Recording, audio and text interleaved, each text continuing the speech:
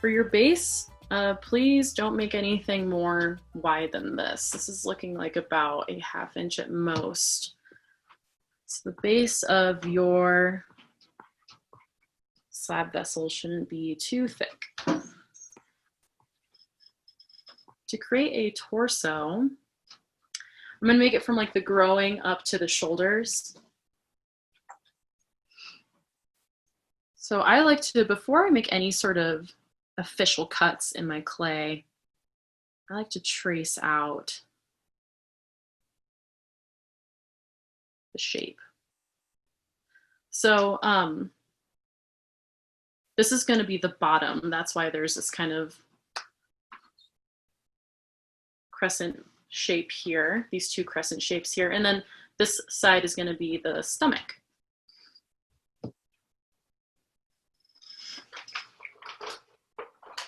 So then you're going to want to grab any one of your needle tools. Like I have this little skewer. And this will work fine. And I'm going to make this cut here.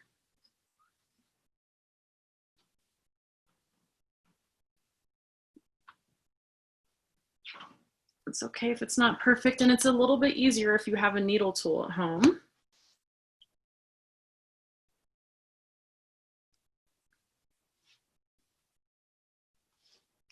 Okay, so I like to take any of my excess clay and I like to just smash it into a ball. It'll preserve the moisture within all of this clay, and I just set it to the side, or I can even put it back in my bag and save it for a different project or the next step. Clay is a recyclable material, but you don't, instead of waiting for those little pieces to dry, just put them in your bag and use them sooner rather than later. Okay, so I was just smoothing out the edges, really trying to refine this kind of buttock shape and tummy shape. So I'm just going to put that to the side for now, because now I want to make really long slab strips. I want to make them actually as long as this. One way that I think can be a fun way to figure out how long my slabs should be is by kind of, I can just create a rope really quick and take a silly little measurement, like, okay, it's going to be a little bit longer. Use this clay as measuring tape. I'm going to put the walls of the torso vessel on top. I'm going to build on top of the base. You can go from the side or on top, but I recommend on top because of this divot that you made here for the buttocks. It's going to be a little bit more, it'll be more pronounced to begin with if you build the walls on top. So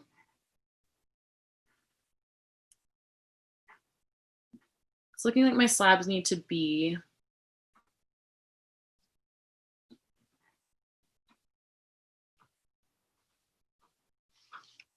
this long. I'm just going to use my fist to hammer and condense all those little pieces that I just clawed off into one solid piece.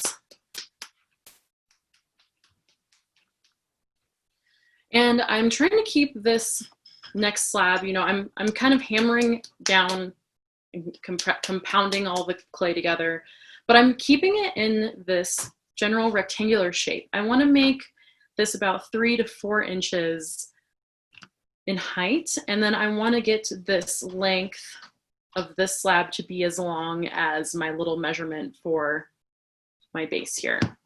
So I started with it. It's fairly it looks more like an oval actually, but we're going to make a rectangle out of it. So I'm just going to kind of pound it down. I'm going to jam it using its own gravity to make these little walls. So then I can sort of stretch this out, and I'll be stretching it in this general direction. I'm holding the clay here, and make sure you get a good angle. And I'm just slapping and sort of pulling at the same time, slapping down and pulling.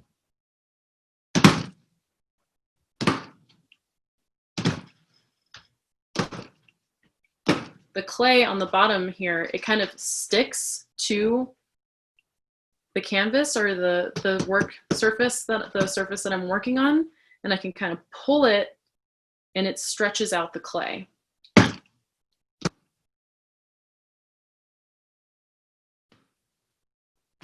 I'm getting kind of like a wonky shape. I'm just going to, I want to keep it into like to be a rectangle. I'll slam it down again. Looking pretty clean. Although now that I slammed it down, the thickness is way too thick here and still too thin on the sides here.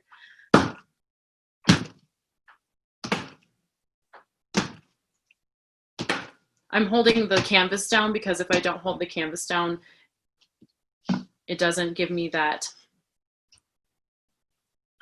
pull that I'm looking for.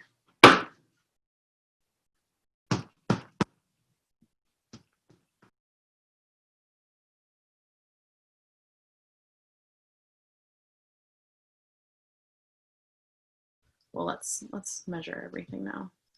Okay, so that looks good. That's about the length. And I can always just test it here. Because I was kind of throwing this slab, I was throwing it down on the table to make it. I do feel that this middle part here does feel kind of soft. So I'm just going to set it down on top of the base of this torso vessel. And where the buttocks would be, the backside of the vessel, or the buttocks crack, if you will, I'm going to be attaching this first slab right there in the back.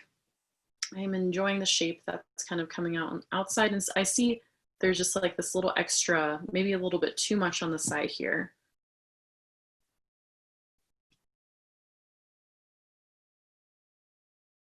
So I'm not going to give up on this piece just yet. I'm going to try to make it longer.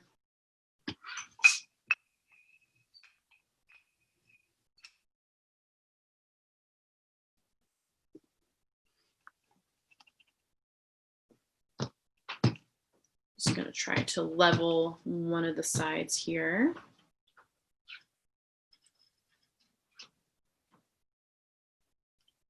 I'm setting the wall on top, and I'm really glad that I took that little moment to roll out and stretch out the walls of this, because I love overlapping. I rather overlap than not have enough. So now that the slab here is overlapping, one really super easy way to have them match up really cleanly is by taking a needle tool. So I'm just going to make a cut. See how both of these are flapped over on one another? I'm going to cut them at the same time. Then I can remove this from the inside, this from the outside. A little extra is going to put that back in my bag of clay. And look, that matches up perfectly.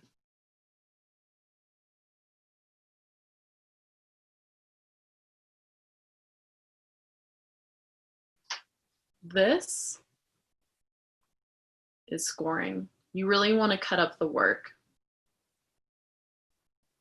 You score to make this texture, a very Velcro-like texture. And I just like to make crisscrosses of lines. So the reason you slip and score things, and in this case, we don't need slip because the clay is wet enough, but say you had two pretty dry pieces of clay. This is going to be my sculpture.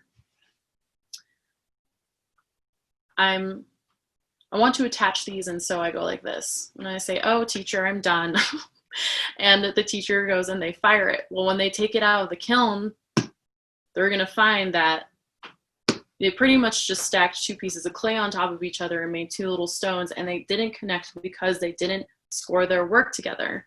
So you just want to score, score, score, make it look like Velcro. You're actually, when you do this, you create more surface area. That's why you do it.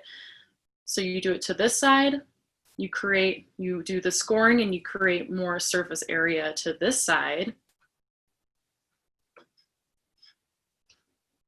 And like 2 pieces of Velcro, it makes a bond. And then you just take a little bit of water or a slip, which we don't have right now. We'll be getting into other ways we can use slip a little bit later. So you have at least one side wet, you scored it a whole bunch, and now you can connect it. And then that's how you know your piece won't break through the first kiln firing. So back to this. So now I'm going to just be scoring this like a mad woman.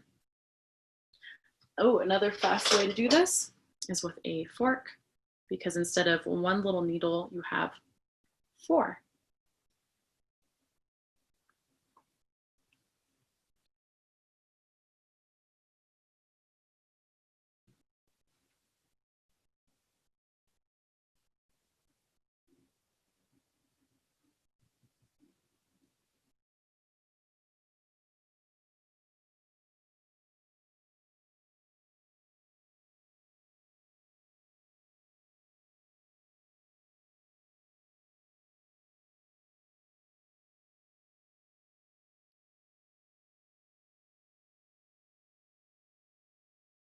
So I'm taking clay with my fingernail and I'm just pushing it down. If you have long fingernails, you can always use the rounded edge of the sculpture tool. And I'm just stroking the clay down like that onto the bottom. One thing you can do is place your hand on the inside here to sort of hold it, and then you can pinch that connection closed. Kind of looks like a weird little spine. You can even pinch that connection on the inside closed too.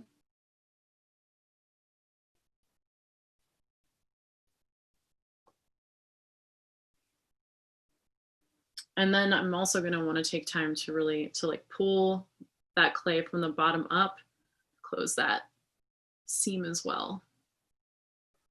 Everything is feeling smooth on the outside. Any sort of, I have like some weird bumps that are happening here that I really don't like. So this rounded side of your sculpture tool, super great for refining. You want the curve to be on the outside, not curving in towards it, but curving away. And this is a great tool for just softening the surface area, getting rid of some fingerprints where I pinched a little bit too hard.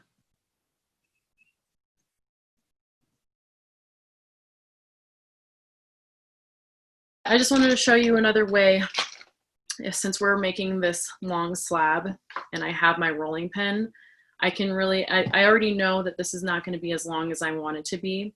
So I just grabbed a piece of clay and I can just smash it into my slab like that. Smooth it down, get rid of all the bumps, try to get it like kind of relatively level. And that's a good way to thicken up your slab, because then you can just really easily just roll it from there. Okay. I rolled this out and the length was looking really good and I was pretty excited to just, you know, attach it, get it over with, but this part is way too thin for me. And it also is just kind of tapering off. So I can't even really use like that whole part of my slab, which those 2 inches right now are making a pretty big difference. So one way I can just redo my slab is I'm going to cut it in half. I'm going to just simply lay this piece on top of this piece. And I'm going to attach the clay to one another. Just doubling the thickness. I know that I can make it work. I got it to the length that I wanted it to be, but somewhere along the lines down or along the process of making it, I overworked certain points. And I want the thicknesses of my piece to just be the same throughout. I want my piece to have some structural integrity. So I'm going to start over. Just make that a thicker slab. Excuse me.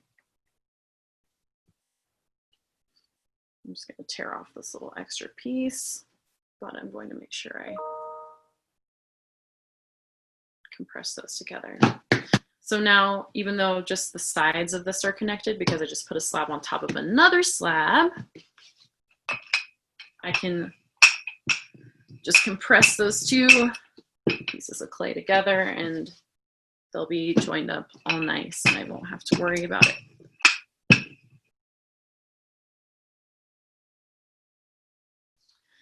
Okay, so I made my second slab, and I don't know if you know coiling, making coil pots, but it's like the same thing. We're just stacking slabs on top of each other in the same way we would stack coils on top of each other.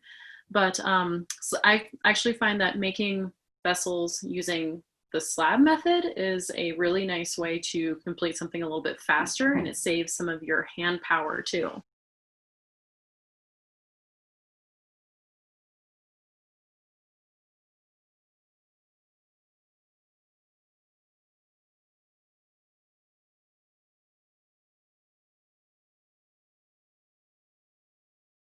So this might happen to you. I ran into this problem where my slab is way higher on this side than it is on this side.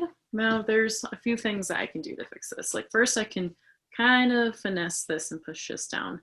And I can also maybe kind of pull this up a little bit. It looks like I'm not going to really be able to get away with it. So I'm just going to get really crafty. I actually think I have this little leftover piece from when I sliced it, when I sliced the shape to meet together here. So I can simply actually just like line this up here and then sort of, I don't know, just add this on very simply. Try to even out that.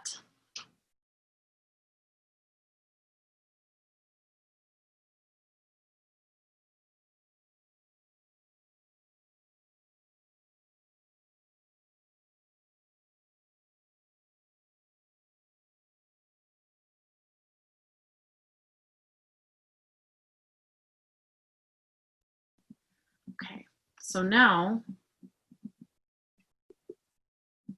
for bumps like this that are hard to rub down, I recommend grabbing a wooden spoon and just paddling any of those little bumps away. Paddling is great. There's so much you can do with it. There's so much control that you can really wield over your sculptures. So this is your torso. You have your front and you have your back. Remember, I made that so it's two crescent shapes. So now I'm going to show you how to push and pull a torso shape. So this, I'll show you, we'll start with the front.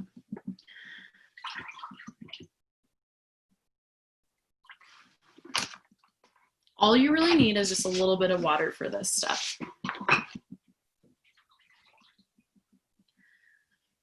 So my hand is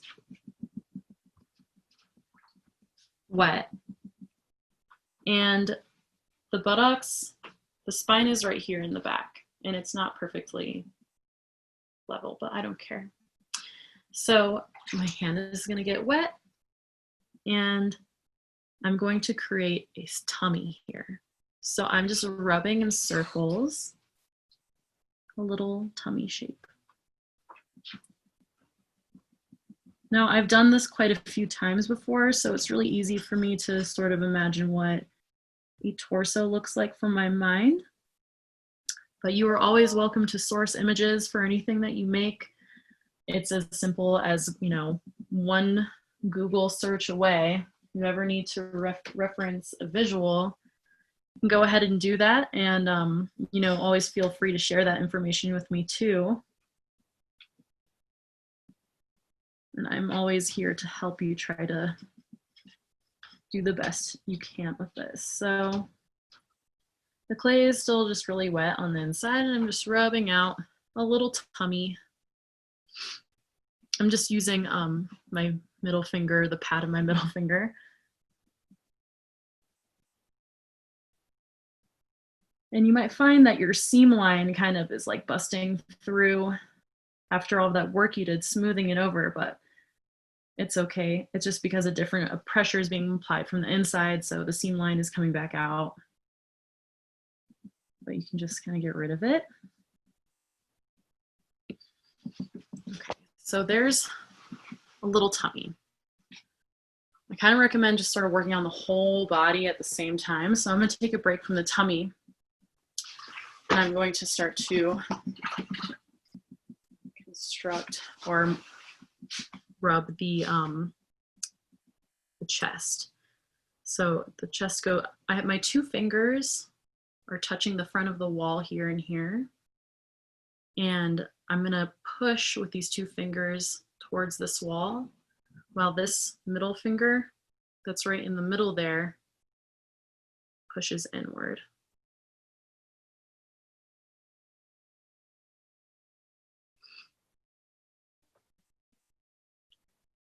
Okay, so now that's sort of a chest. We have a tummy. Oh, see that little rip that's coming out? That's the seam, but I'm not too worried about it. I'm just gonna take a tool. Tool is really helpful in this instance. My finger isn't quite rigid enough to smooth down that seam line that came back up. But that's good that we're seeing that in our process, because we're really making sure the piece is structurally sound. So when those little mistakes kind of pop up through finishing a piece, you get to fix them, and then you won't go through the pain of having it go through the bisque firing and then come out broken like that. Maybe that could have had, if I didn't catch that, I would have taken this out of the bisque kiln and seen that there was like a crack right here. The air is just trying to escape. Okay, so this is a profile of the torso so far. And then we're gonna go ahead and take care of the backside. So your spine sort of indents and it goes like that, but your spine indents in your back. So once again, both of my hands are wet.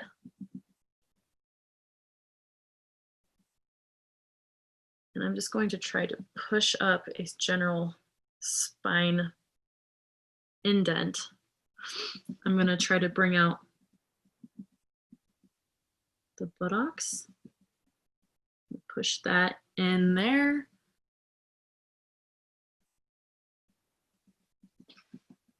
So my middle finger, the pad of my middle finger is just rubbing from the inside, while as you see, this pointer finger is holding it down at the same time to make sure I have control from the outside as well as the inside. And I probably have to refine the butt a little bit more. But it's certainly a good start. This is looking definitely more like a pec. You could even do, maybe push this in a little bit to get a growing, because we're making a torso vessel. And even what about the hips? So I'm just gonna maybe, even to figure out the hips, I'm going to put some water in the side there and hold that down. I'm using all 4 fingers to just rub out the hip. And then I'm going to put my hand here and try to rub out the hip here. Once this dries a little bit, you can do things like you could add these sort of like nipples, or you could do a belly button. You could add little body hair. You could really push this into any direction that you wanted.